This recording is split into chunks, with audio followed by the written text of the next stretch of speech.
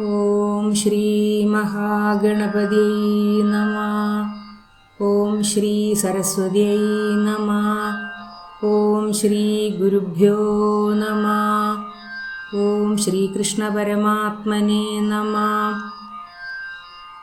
ഇന്ന് നമ്മൾ നാരായണീയം ദശകം 4 10ാമത്തെ ശ്ലോകമാണ് ചൊല്ലുന്നത്.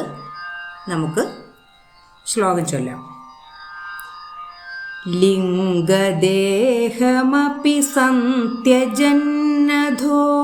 ലീയതേ ത്വയി പരേ നിരാഗ്രഹ ഊർധ്വലോകകുതുകീതു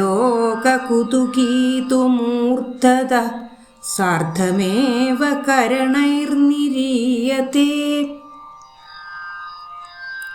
കഴിഞ്ഞ ശ്ലോകത്തിൽ പറഞ്ഞു, അഷ്ടാംഗയോഗ മാർഗങ്ങളിലൂടെ സമാധി അവസ്ഥയിൽ എത്തിയ യോഗികൾ തങ്ങൾക്ക് മോക്ഷപ്രാപ്തി ഉണ്ടാവണമെന്ന് ആഗ്രഹിക്കുമ്പോൾ പെട്ടെന്നുള്ള മോക്ഷമാർഗമായ സദ്യോന്മുക്തിയോ സാവധാനത്തിലുള്ള മോക്ഷമാർഗമായ ക്രമമുക്തിയോ തിരഞ്ഞെടുത്തിട്ട് ഷഡാധാര ചക്രങ്ങളിലൂടെ സുഷുമ്നാനാഡിയിലൂടെ മൂലാധാരത്തിൽ നിന്ന് പ്രാണവായുവിനെ സാവധാനം ഉയർത്തിക്കൊണ്ടുവന്ന് പുരുകത്തിൻ്റെ മധ്യത്തിലുള്ള ഭ്രൂമധ്യത്തിലുള്ള ആജ്ഞാചക്രത്തിൽ എത്തിക്കുന്നു. അതിനുശേഷം മോക്ഷപ്രാപ്തി ആഗ്രഹിക്കുമ്പോൾ മൂർധാവിലുള്ള സഹസ്രാര പത്മത്തിലേക്ക് ഈ വായുക്കളെ സാവധാനം ഉയർത്തിയിട്ട് ബ്രഹ്മരന്ധ്രം ഭേദിച്ച് പ്രാണവായുവിനെ ത്യജിച്ച് ദേഹം വെടിയുന്നു എന്ന്.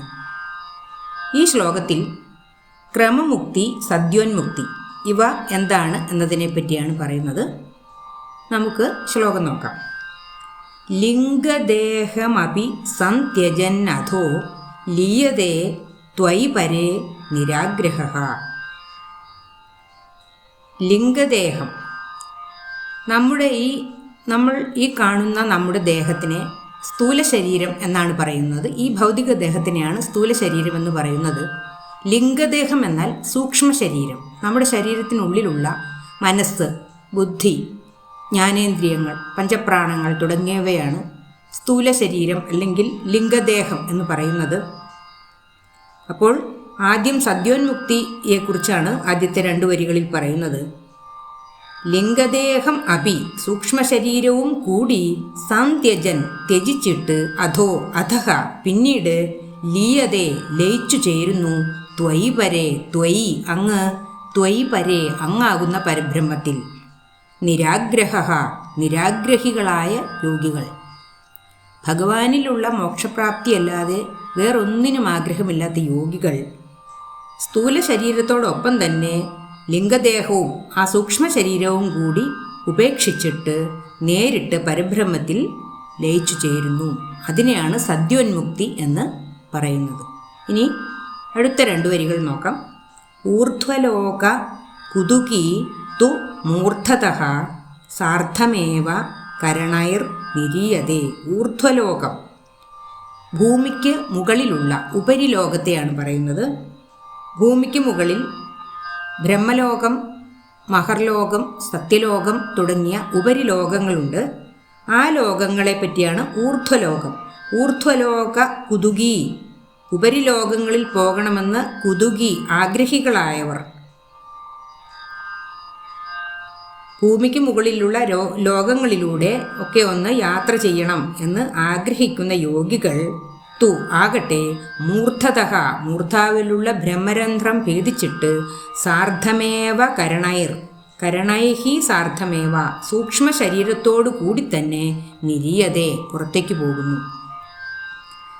ക്രമമുക്തിയിൽ ഊർധ്വലോകങ്ങൾ, ഉപരിലോകങ്ങൾ സന്ദർശിക്കണമെന്ന ആഗ്രഹമുള്ള യോഗികൾ ബ്രഹ്മരന്ധ്രം ഭേദിച്ചിട്ട് ആ മനസ്സ്, ബുദ്ധി, ജ്ഞാനേന്ദ്രിയങ്ങൾ എന്നിവയോട് കൂടിയ സൂക്ഷ്മ ശരീരത്തോടു കൂടി തന്നെ നിരീയതേ പുറത്തേക്ക് പോകുന്നു. ഇനി നമുക്ക് ഈ ശ്ലോകത്തിൻ്റെ ഒരുമിച്ചുള്ള അർത്ഥം ഒന്നുകൂടി പറയാം. സദ്യോന്മുക്തി ആഗ്രഹിക്കുന്ന, മറ്റൊന്നിലും ആഗ്രഹം ബാക്കിയില്ലാത്ത യോഗികൾ ഭൗതിക ശരീരത്തെയും സൂക്ഷ്മ ശരീരത്തെയും ഉപേക്ഷിച്ചിട്ട് ഭ്രൂമധ്യത്തിൽ എത്തിച്ചിട്ടുള്ള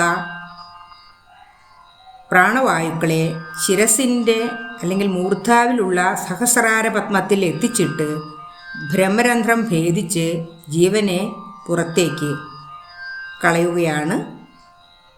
എന്നിട്ട് ജീവൻ വെടിഞ്ഞ് നേരെ പരബ്രഹ്മത്തിൽ ലയിക്കുകയാണ് ചെയ്യുന്നത്. ഇനി ക്രമമുക്തിയിലാകട്ടെ, ഭൂമിക്ക് മുകളിലുള്ള ഉപരിലോകങ്ങളെ, ബ്രഹ്മലോകം, മഹർലോകം, സത്യലോകം തുടങ്ങിയ ഉപരിലോകങ്ങളെ സന്ദർശിക്കണമെന്ന് ആഗ്രഹമുള്ള യോഗികൾ ആജ്ഞാചക്രത്തിൽ എത്തിച്ചിട്ടുള്ള പ്രാണവായുക്കളെ മൂർധാവിലെ സഹസ്രാരപത്മത്തിലേക്ക് സാവധാനം ഉയർത്തിയ ശേഷം ബ്രഹ്മരന്ധ്രം ഭേദിച്ചിട്ട് ആ സൂക്ഷ്മ ശരീരത്തോടു കൂടി തന്നെ പുറത്തേക്ക് പോകുന്നു. അങ്ങനെ സൂക്ഷ്മ ശരീരത്തോടു കൂടി ഉപരിലോകങ്ങളിലൊക്കെ യാത്ര ചെയ്ത ശേഷം മാത്രം പരബ്രഹ്മത്തിൽ ലയിച്ച് മോക്ഷപ്രാപ്തി നേടുന്നു. ലിംഗദേഹമപി സംത്യജന്നധോ ലീയതേ ത്വയി പരേ നിരാഗ്രഹ ഊർധ്വലോകകുതുകീതുമൂർധതഃ സാർത്ഥമേവ കരണൈർനിരീയതേ. 11ാമത്തെ ശ്ലോകവും അതിൻ്റെ അർത്ഥവും അടുത്ത വീഡിയോയിൽ ചെയ്യാം. സർവത്ര ഗോവിന്ദനാമ സങ്കീർത്തനം. ഗോവിന്ദ ഗോവിന്ദ. ഓം നമോ ഭഗവതേ വാസുദേവായ. ഓം ശ്രീകൃഷ്ണ പരമാത്മനേ നമഃ.